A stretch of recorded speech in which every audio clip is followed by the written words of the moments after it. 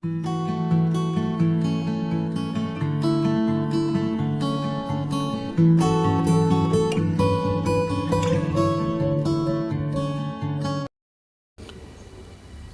the midpoint of the line segment PQ is 2 comma minus 3, find the value of P. So here PQ,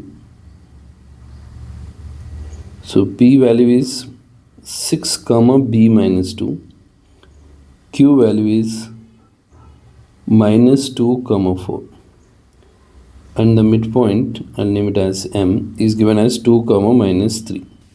So this is x1 y1 and Q I'll consider as x2 y2.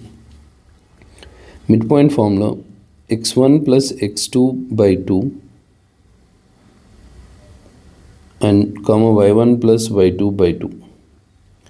This is the midpoint formula. So midpoint is given like 2 comma minus 3 equals 6x1 plus x2. x2 is minus 2, so 6 minus 2 by 2, because here plus into minus is minus.